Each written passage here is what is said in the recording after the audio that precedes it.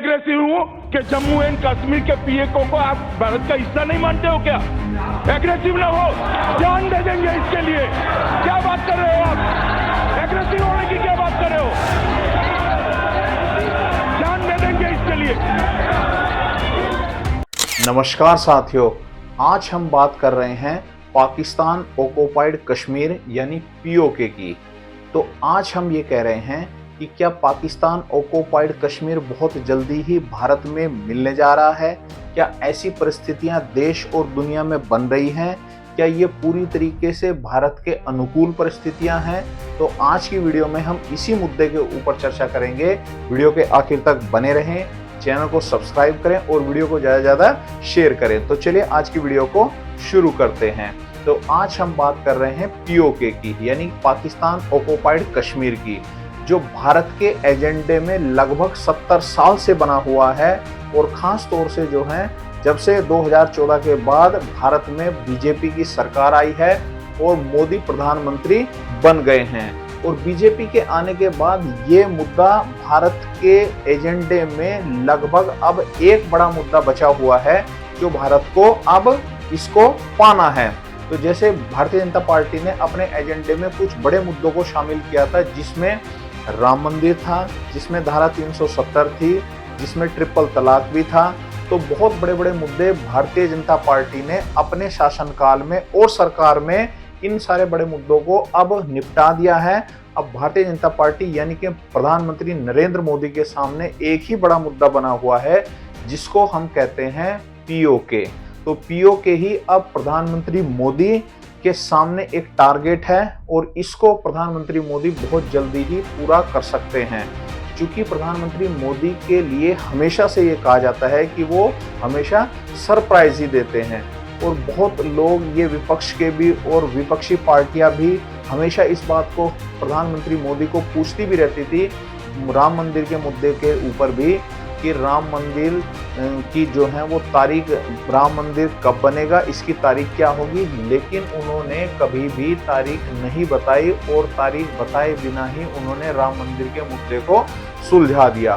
तो इसीलिए बड़े बड़े मुद्दों को सुलझाने के लिए प्रधानमंत्री मोदी हमेशा से ही जाने जाते हैं। तो इसीलिए आज हम इस पीओके की बात क्यों कर रहे हैं, क्योंकि जब से पाकिस्तान में बलूच आर्मी ने बलूचिस्तान में उस ट्रेन को हाईजैक कर लिया है और पाकिस्तान के सैनिकों को भी उन्होंने बंधक बना लिया है, तब से अब ये पूरा मुद्दा जो है अब दुनिया में चर्चा का विषय बन गया है। और ख़ास तौर से अब ये स्थितियां जो हैं वो भारत के लिए बिल्कुल अनुकूल हो गई हैं। और अगर हम बात करें भारत के बड़े नेताओं की, जिसमें गृह मंत्री अमित शाह, रक्षा मंत्री राजनाथ सिंह और खुद प्रधानमंत्री मोदी ने भी मंचों से इस बात को कहा है कि पाकिस्तान ऑक्युपाइड कश्मीर भारत का एक अभिन्न हिस्सा है और इसको हम एक दिन जरूर लेकर रहेंगे। तो इसीलिए जब से अब ये ट्रेन हाईजैक का घटना हो गई है और बलूच आर्मी ने जो है वो पाकिस्तान आर्मी के ऊपर भी हमला कर दिया है, तब से जो हैं ये स्थितियां बहुत ज़्यादा भारत के अनुकूल बन गई हैं। क्योंकि पहले से ही बलूचिस्तान में जो बलूच लोग रहते हैं उनका भारत के साथ हमेशा से ही वो भारत के फेवर में रहे हैं, पक्ष में रहे हैं, और समय समय पर उन्होंने धरनों और प्रदर्शनों से जो है वो भारत से मदद भी मांगी है। प्रधानमंत्री मोदी से भी उन्होंने बहुत बार उन्होंने मदद मांगी है, और बलूचिस्तान के लोग जो हैं वो पूरी तरीके से भारत में शामिल होने के लिए बिल्कुल तत्पर हैं और भारत में शामिल होना चाहते हैं। तो इसीलिए किसी भी काम की एक समय होता है, किसी भी काम का एक मौका होता है, और मैं ये कह रहा हूँ कि 70 साल में अब ये 2025 में अब भारत के लिए पाकिस्तान ऑक्युपाइड कश्मीर को लेने का बिल्कुल उचित समय आ गया है, और पूरी परिस्थितियाँ भी पूरी तरीके से अनुकूल बन गई हैं। अगर हम अंतर्राष्ट्रीय स्तर की भी बात करें तो अंतर्राष्ट्रीय स्तर पर भी भारत के लिए पूरी तरीके से परिस्थितियां अनुकूल बनी हुई है। अमेरिका में जब से डोनाल्ड ट्रंप राष्ट्रपति बने हैं, तब से भारत के लिए और अनुकूल परिस्थितियां बन गई हैं, क्योंकि डोनाल्ड ट्रंप हमेशा से ही भारत के पक्ष में रहे हैं और पाकिस्तान के विपक्ष में रहे हैं, एंटी में रहे हैं। उसके बाद हम बात करते हैं चाइना की, तो चाइना भी अब इस मैटर में ज़्यादा भारत के साथ इंटरफेयर नहीं करेगा, चूंकि हम 370 की भी बात देख लेते हैं, जब भारत ने 370 को हटाया था तो पाकिस्तान को चीन से बहुत उम्मीद थी और पाकिस्तान ये सोचता था कि भाई जब 370 हटेगी तो 370 हटने पे चाइना जो है वो जरूर भारत को इस बात में भारत के लिए हस्तक्षेप करेगा और भारत के ऊपर इस चीज के लिए दबाव बनाएगा। लेकिन 370 के समय भी चीन का भारत के ऊपर कोई दबाव नहीं बना और चीन चुपचाप बैठा रहा। उसके बाद रशिया की बात कर लेते हैं, तो पुतिन तो और रूस तो हमेशा से ही भारत के पक्ष में रहे हैं और चूंकि क्या है कि पुतिन अब यूक्रेन के वार में फंसे हुए हैं, इसलिए पुतिन भी अब इस मामले में भारत के साथ रहेंगे और भारत का कोई हस्तक्षेप, पुतिन का जो है इसमें कोई हस्तक्षेप नहीं होगा। तो इसीलिए जो है आज हम इस बात को पूरी तरीके से ये कह रहे हैं, वो चाहे अंतर्राष्ट्रीय स्तर की बात है, वो चाहे हमारे पड़ोस की बात है, पड़ोस में हम कह सकते हैं कि बांग्लादेश है वो पूरी तरीके से अस्थिर है इस समय, म्यांमार है वो पूरी तरीके से अस्थिर है इस समय, पाकिस्तान है वो भी आर्थिक स्थिति में पूरी तरीके से अस्थिर है और उसके बाद जो है वो सेना की स्थिति में भी पूरी तरीके से अस्थिर बना हुआ है। चीन इस समय अपने आर्थिक विकास के ऊपर पूरी तरीके से उसने फोकस किया हुआ है। चीन किसी भी स्थिति में इन मसलों में, इन मामलों में नहीं उलझेगा। तो इसीलिए जो है वो भारत का जो आस पड़ोस भी है वो भी पूरी तरीके से इस समय अस्थिर बना हुआ है, उसमें भी किसी में किसी भी तरीके का कोई दम नहीं है, सब अपने अपने आंतरिक मसलों में उलझे हुए हैं। तो भारत के पास अब हम ये कह रहे हैं कि ये एक ऐसा सुनहरा मौका है, क्योंकि अंतर्राष्ट्रीय स्तर पे भी, पड़ोस के स्तर पे भी और भारत के अंदरूनी स्तर पे भी जो है इस समय ऐसी परिस्थितियां बनी हुई हैं जो भारत के लिए 70 साल से जिन परिस्थितियों का भारत इंतजार कर रहा था।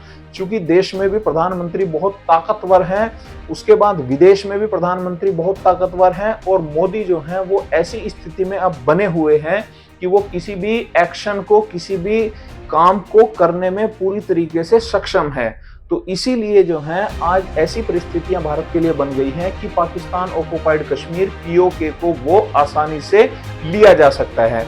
अब उसके लिए स्थिति क्या बनेगी, उसके लिए क्या एक्शन हो सकता है?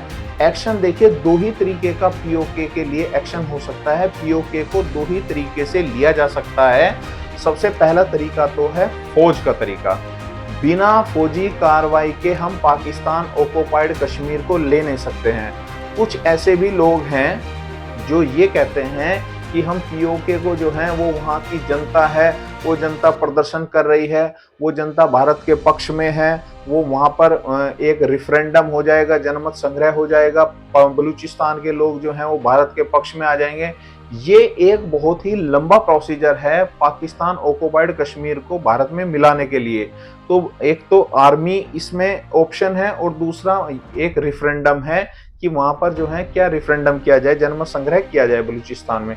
लेकिन ये दोनों ही तरीकों में जो सबसे ज्यादा कारगर तरीका है वो है फौजी कार्रवाई। बिना फौजी कार्रवाई के हम किसी भी स्थिति में पाकिस्तान ऑक्युपाइड कश्मीर को अपने में नहीं मिला सकते हैं। लगभग 72,000 वर्ग किलोमीटर का क्षेत्रफल जो है वो पाकिस्तान ऑक्युपाइड कश्मीर के पास है। तो अगर ये पाकिस्तान ऑक्युपाइड कश्मीर भारत में मिल जाएगा तो लगभग आप ये मान के चले कि एक हरियाणा जितना प्रदेश जो है या जगह जो है वो भारत में मिल जाएगी और भारत की अंतर्राष्ट्रीय सीमाएं जो हैं और सुरक्षित हो जाएगी। क्योंकि पीओके जो हैं वो लगभग जो है आप मान के चलें कि वो भौगोलिक परिस्थितियों में भी भारत के लिए बहुत अनुकूल जगह है। क्यों? क्योंकि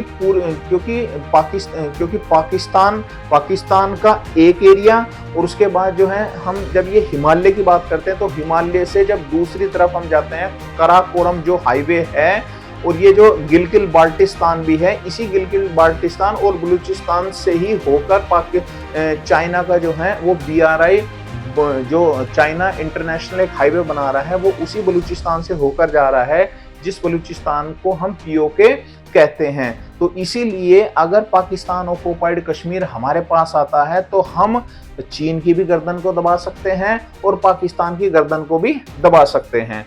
तो इसीलिए आज भारत के सामने बहुत ही अनुकूल परिस्थितियां बनी हुई है, अंतर्राष्ट्रीय लेवल पे भी और हमारे नेशनल लेवल के ऊपर भी। और मोदी के लिए बिल्कुल सारी ये परिस्थितियां अनुकूल हैं और इन्हीं परिस्थितियों में हम पीओके को वापस ले सकते हैं। आज नहीं तो कभी भी नहीं हो सकता है। तो इसीलिए जो है हमने आज इस मसले को जो है बड़ा ही एक बहुत ही ये एक रोचक मसला भी है और इसको हमने आज पूरी तरीके से इसका विश्लेषण किया। वीडियो आपको उम्मीद है पसंद आई होगी। चैनल को सब्सक्राइब करें और वीडियो को ज़्यादा से ज़्यादा शेयर करें। धन्यवाद।